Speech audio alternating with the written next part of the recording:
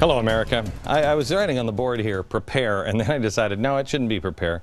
Call 911 because you are being robbed. You're being robbed. And there's an incredible game going on of Watch the Other Hand. This is an episode that you want to DVR, watch a couple of times, really get it down, and share it with friends. You, of course, will call the police if you know you're being robbed. You, of course, will say something if you know you're being robbed. Right now, there's an argument in the country that the rich are robbing you. They're not paying their fair share. But is that really who's robbing you? I find it interesting that we're being taught to hate. There are lots of enemies now in America. There's a ton of them. There's big oil. Oh, I hate those guys. Wall Street, all of Wall Street. What changed the world was Wall Street. But that's now bad. Coal kept people warm. Provides almost 50% of all of our energy. It's bad. Fast food. I kind of go with that, although it works well to help things start moving along. You know what I'm saying? Banks are bad. Since when are banks bad? Man has always had banks. You have to have banks. Banks are bad.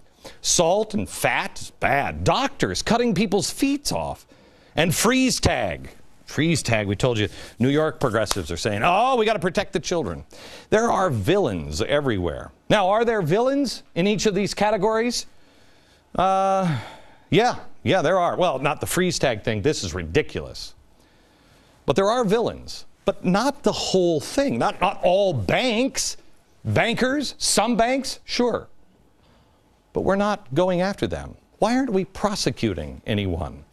If there's so much corruption happening, shouldn't it be easy to start prosecuting corporations and individuals that are causing the problems that we're having? But we're not. Why is that? Go back to this board. Because you're being robbed. And the bad guys are part of it. They're part of the whole. Look at all these bad things. It's misdirection.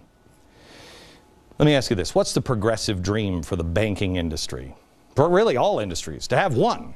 There's no choice. You just have one universal health care. You have one bank, the Bank of America. Hamilton was even for one bank. One-stop shop does it all. Issue currency, dish out loans, everything. You got it all. One single bank. Take competition out, or at least make all the competition subservient to that one bank. Competition, you know, is evil. Well, you can't get your kids to compete anymore. Yeah, let's give everybody a trophy. Our system was built on competition. Now, we couldn't get people to buy into the whole bank thing until they changed the name of that bank idea to the Federal Reserve. And even today, people think, oh, the Federal Reserve, oh, it's part of the government. No, it's not. It is an evil corporation. It has nothing to do with the federal government. It is the biggest bank of all. But yet nobody's picketing that bank. Nobody's going after that bank. None of these clowns, none of these people on the left are even talking about the Federal Reserve. Why is that? Progressives today refer to bankers as greedy fat cats. We've heard it over and over again. We didn't want a fat cat bill. This orgy of focusing on the super wealthy and Wall Street without regulation, the very people who drove us into this ditch. I did not run for office to be helping out a bunch of fat cat bankers on Wall Street. I have to tell you, Mr. President, no one elected you to do that. No one. I'm not for that either. Nobody. I don't know a soul that says, oh, we got to give that money. But yet you were the one who voted for it in Congress. And you're the one who did QE1, QE2, stimulus. You gave them all the bailouts after you took office. The problem in America now is responsibility and the lack of it. Nobody will take responsibility for a thing they do or a thing they say, any action. It's never their fault. I make mistakes. I make a lot of mistakes. I'll take responsibility for what I've done. Why is it we can't find anyone to take responsibility? Or they'll say these big fat cat bankers, but they'll never identify them. Well, tonight we're going to identify them. We're going to begin. Let's look at who's really doing this. Who specifically, Mr. President, Doctors are ripping the tonsils out of children and cutting off their feet. My gosh, that's an open and shut case. You'll be the most popular president on the planet if you can show me one that did that. Let's put that doctor in jail. There's something that would unite us. Who's for that? The bankers that caused this, round them up. You'll be the most popular president. Just make the case. We all want to ensure this never happens again. They also talk about speculators all the time. Speculators. Now the speculators are the ones driving up the oil. Who are the speculators? Those aren't the hedge funds, are they? Because hedge funds are completely, hear me America, completely unregulated. You know, the hedge funds like the one that George Soros runs? Unregulated.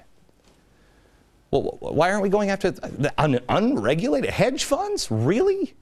No. Nobody in Washington will tell you. Nobody will tell you. I believe because so many people in Washington have dirty hands, and there's also a lot of people that are making a lot of money right now. I believe the dirtiest of them all are in on it. And when I say in on it, what is it? Oh, what is it? The biggest theft of money in the history of all mankind on planet Earth. That's what this is. The theft of your savings. The theft of your 401ks. You still have your 401k. But what's going on now makes Bernie Madoff look like my son. Last night I got home and my son took Angry Birds on the phone away from my daughter, and they got into a fight of that, and I'm like, knock it off, you two. But what's going on makes Bernie Madoff look like that. And it's all under the guise of helping you. Well, I thought about this morning, and I want to lay this out for you because I think I can make a case with It's a Wonderful Life. What was the problem? The problem was there was a run on the bank. You remember the movie, It's a Wonderful Life? You have Mr. Potter in It's a Wonderful Life. He wants the power and control of what? The old building and loan. So the problem was there was a run on the bank that could lead to a depression, which it was the depression. The solution was Potter would bail everybody out. Solution 2, understand what Potter really wanted. So here's Mr. Potter, the evil banker. Just like to show you that we have a modern day Mr. Potter. It's Ben Bernanke. He runs the Fed. There's a run on the bank. Mr. Potter wants to help. There's a run on the bank. There's a collapse of the system. Mr. Bernanke wants to help. He's willing to bail the building and loan out. He's willing to bail the U.S. banks out. The town folks lose money because of his help. Citizens, you, lose money because of his help. The goal, control of the town. You'll have to figure out what Ben Bernanke's goal is. People panicked. They panicked. They said they're not going to get their money. So there was Mr. Potter, if you remember, offering 50 cents on the dollar. Did you get your money? No. Well, I did. Old man Potter will pay 50 cents on the dollar for every share you got. 50 cents on the dollar? Yes, cash. Cash? They all turned around. Even though Potter was ripping people off. He was collapsing the building and loan for his gain. And yet he was hailed by many in town as the hero, saving the day. There's a lot of, you should watch the show over again because you can identify everybody in America today. For instance, I can show you the unions. The unions right now are talking about their pensions. Who are they? They're Tom. Do you remember this character from the movie? All right, Tom, how much do you need? $242. No, Tom, just enough to tide you over until the bank leaves. I'll take $242. That's what happened. There you are. Those are the people who are now saying, we're all in this together, gang. We're all in this together. So who are you? Who are you? Well, if you've been watching this show, I've been trying to tell you, take 6, please. I've been trying to get you to enlightenment, education, empowerment, and entrepreneurship. Be creative. Be enlightened. Know who you are. Know what you believe in. Education, empowerment. It's up to you. And be creative. Stick together. If we stick together, what I've been trying to say to you is we all become Mrs. Davis. Do you remember Mrs. Davis and what she did? Could I have $17.50? Bless your heart, of course you can have it. You got 50 cents? Because that's all she needed. We'll get to George Bailey here in a minute. But the run on the bank, that was Potter's way of taking advantage of and control of the town and destroy anybody who was in competition. Well, quite honestly, Mr. Potter did that. Mr. Bernanke did the same thing. It was TARP. It was stimulus. It was QE1, QE2. Do you remember the claims? TARP. We have to abandon the free market system in order to save it. That was George W. Bush, because the Fed told him, you have to abandon it to save it. There's not going to be any money left. Stimulus, if we didn't have stimulus, Barack Obama said, there'd be another Great Depression. QE1, QE2, keeping all of America afloat. Well, who got the money from TARP and QE1 and QE2? Who got all that money? Banks. The banks did. Mr. Potter gets the money. Mr. Potter gets the money.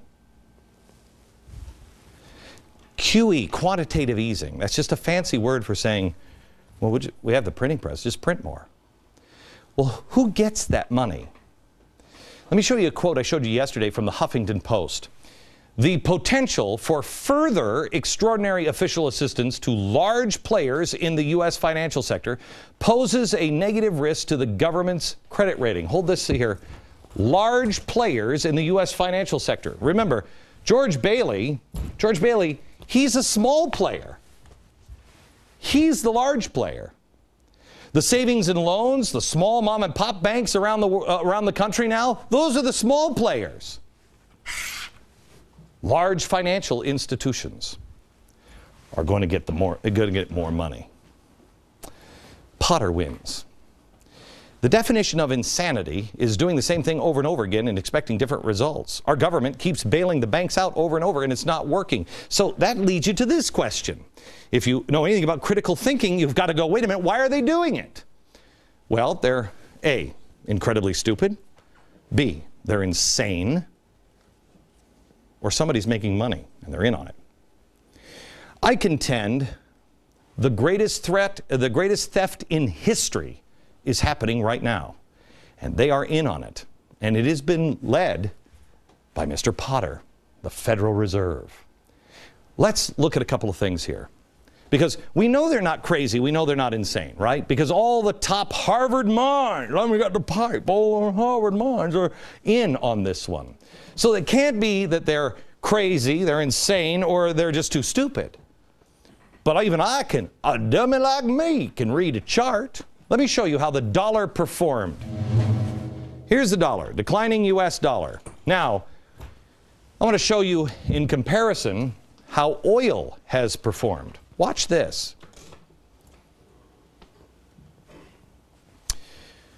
This is the dollar, and this is oil. Do you notice that if I folded it over, it's almost a mirror? Why? What's happening there? As the dollar continues to fall, energy prices continue to rise.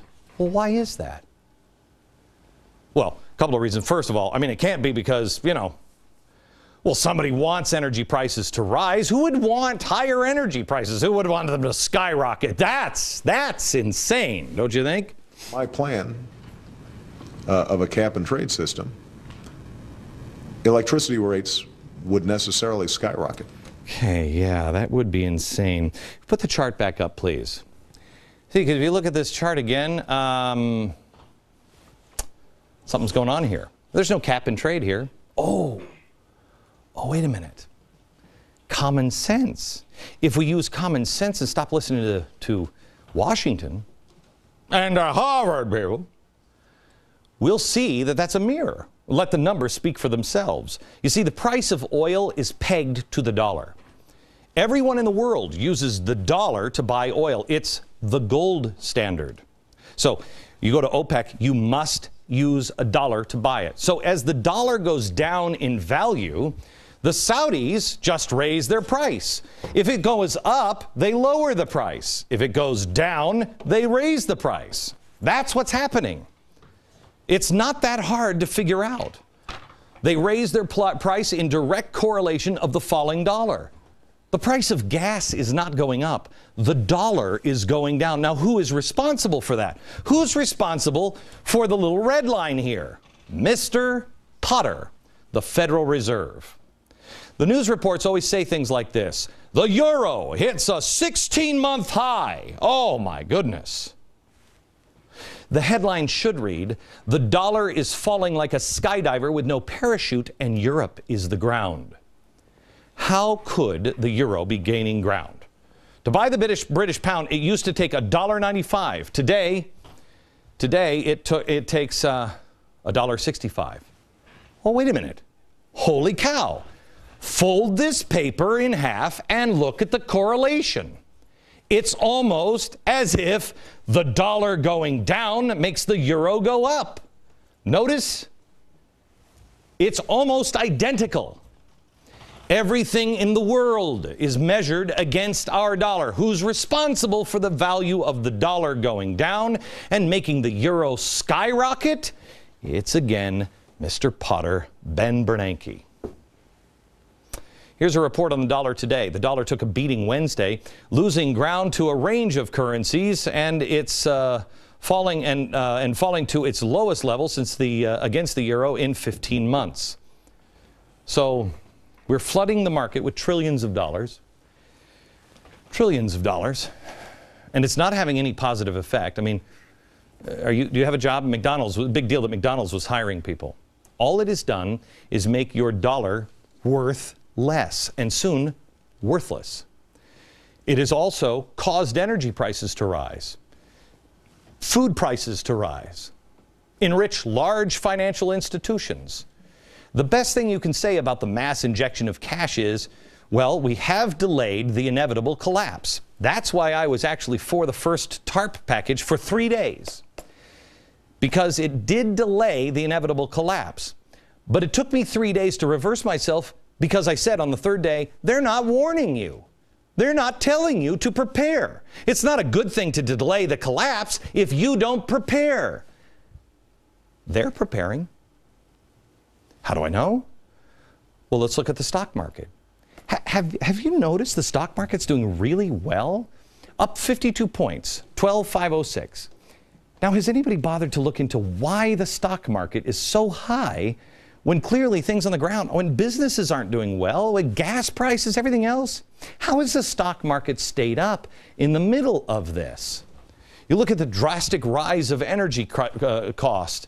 I mean, America's outlook, it's good when our energy prices are going to continue to rise and go through the roof. D.C. already has $5 a gallon gasoline. There are reports of $6 on the way.